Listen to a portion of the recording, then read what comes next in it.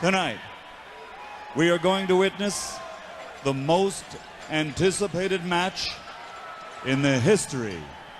Ladies and gentlemen, let's get ready to rumble! Esse é o campeonato de ações do primeiro trimestre de 2020. São 16 ações de empresas, mas teremos apenas uma vencedora. Essa é a taça Truques de Contador. No primeiro vídeo, a gente viu que a Magazine Luiza passou facilmente pela Via Varejo, e no vídeo de hoje a gente vai ver um duelo de gigantes, Itaú versus Bradesco. Quem será que ganha esse duelo? Então começa agora a segunda rodada das oitavas de final. Um breve relato sobre o Banco Itaú. É um banco múltiplo brasileiro de capital aberto e negociado na B3 sob código ITUB3 e ITUB4. Com uma história de 95 anos, o Itaú Unibanco possui quase 100 mil colaboradores e cerca de 4.700 agências. A empresa teve início com a Casa Moreira Salles, fundada em 1924, que mais tarde se tornou o Unibanco. Em 1943, houve a fundação do Banco Itaú.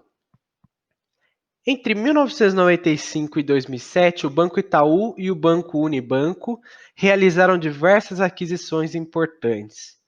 Em 2008, as empresas se fundiram e seguiram uma trajetória de consolidação no mercado, com foco no cliente. No varejo, o Itaú Unibanco registra mais de 51 milhões de clientes. Entre a principal atividade nesse setor, destaca-se a área de veículos. A carteira de crédito de veículos para pessoas físicas é de mais de 17 bilhões. Na área de seguros, em associação com a Porto Seguro, as receitas atingiram 2 bilhões no segundo trimestre de 2019. Um breve relato sobre o Bradesco. O Bradesco é um banco múltiplo brasileiro constituído com sociedade anônima de capital aberto e negociado na B3 sob código BBDC3 e BBDC4. Sua atividade principal é o oferecimento de produtos bancários, como contas correntes, operações de crédito e financiamentos. O Itaú foi fundado na década de 1940 no interior de São Paulo e se consolidou ao longo das décadas como um dos líderes do setor.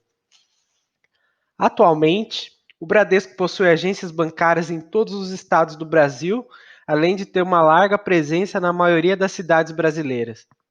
Os produtos oferecidos pelo Banco Bradesco se dividem em basicamente dois segmentos.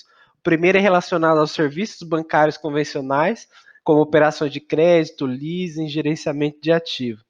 Já o segundo segmento está relacionado a seguros, o que inclui planos de previdência. Então, são 5 grupos de indicadores. Neles, vocês vão ver eficiência, rentabilidade, valuation, crescimento e endividamento. Começando então pela eficiência, a gente vai comparar a margem bruta e margem EBITDA. Então, começando pela margem bruta, que é basicamente o quanto a empresa ganha, né, com as vendas. A gente vê que a margem bruta do Itaú é muito superior à do Bradesco, e a margem EBITDA, que serve para calcular a lucratividade operacional da empresa, do Itaú também é muito maior, com 5,65 contra menos 6,38.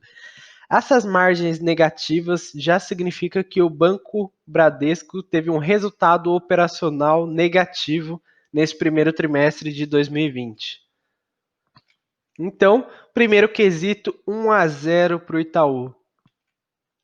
Agora a gente vai falar de rentabilidade. E para os bancos, a gente separou aqui 2 indicadores muito interessantes. O primeiro, que é o ROI, que mede a capacidade da empresa agregar valor aos seus próprios recursos e o dinheiro dos investidores. Então a gente vê que no ROI o Itaú está em primeiro com 17,13 contra 15,55 do Bradesco.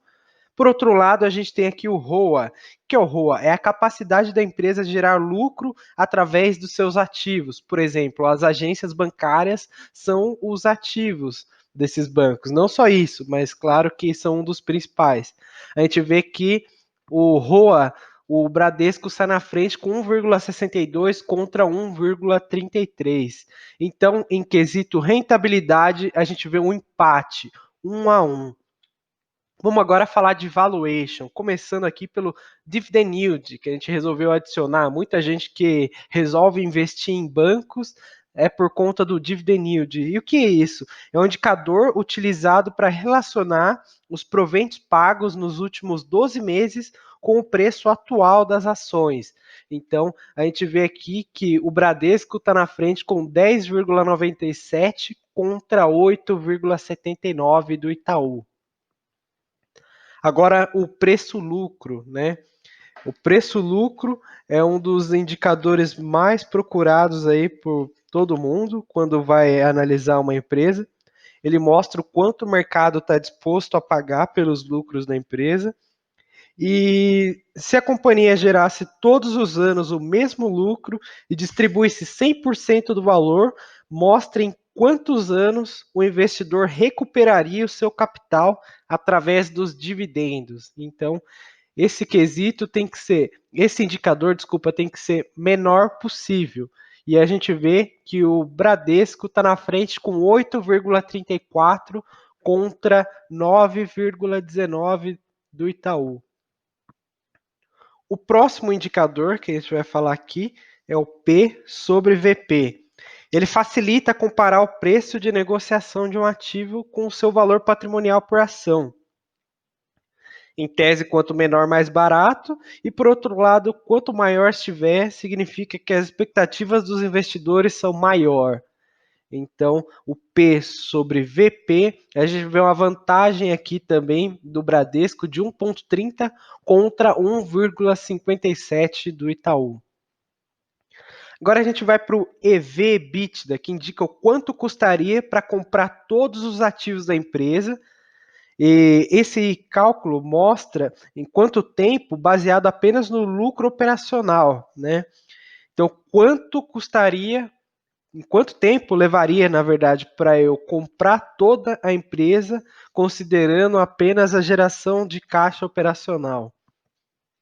E a gente vê aqui que o Bradesco ele está com um valor negativo justamente porque o resultado operacional dele foi prejuízo e o Itaú levaria 17,75 vezes. Nesse caso, quesito geral, valuation, o Bradesco saiu na frente. Agora a gente vai falar de crescimento, a gente vai comparar tanto a receita quanto o lucro nos últimos 5 anos, né? Então a gente vai ver os CAGRs, que são as taxas de crescimento anual composta. Então a gente vê que nos últimos 5 anos o Itaú cresceu suas receitas, ou seja, suas vendas, em 8,30%, enquanto o Bradesco cresceu 1,64% ao ano. Já na questão lucratividade, porque a receita, tudo bem, é a venda. Agora a gente tem que ver qual a parte da venda que vira lucro. Então, o CAGR de lucros, a gente vê que foi 1,24% ao ano do Itaú contra 3,03% do Bradesco. Então, no quesito crescimento, é mais um empate. Então, essa luta aqui está ficando bem eletrizante, está tudo empatado até o momento. Vamos falar então agora do endividamento, que é o quesito de desempate. Então, a gente vai falar aqui agora do PL sobre ativos. O que é o PL dividido pelos ativos? É o patrimônio líquido dividido pelos ativos. Então, quanto maior, menor. Significa que ela está menos endividada.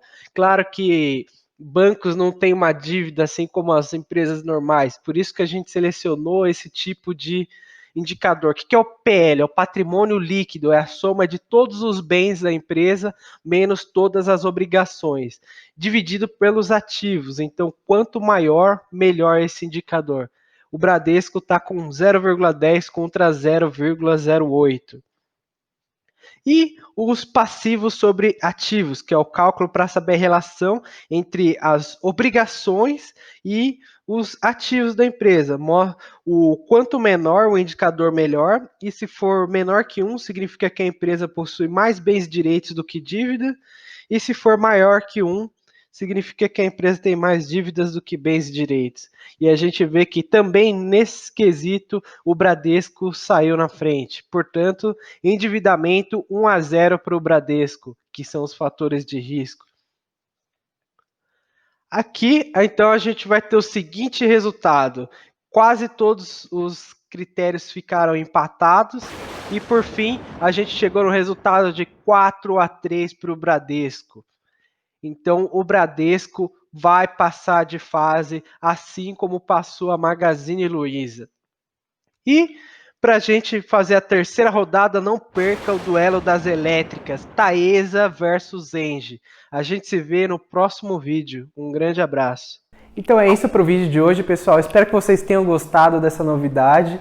E se você quer ver alguma empresa que não está aqui nesse campeonato, deixa pra gente aqui nos comentários ou vai lá na nossa página do Instagram e comenta qual a empresa que você mais quer ver nessas competições, beleza? Então eu fico por aqui, já deixa o seu like, compartilha com seus amigos e um grande abraço.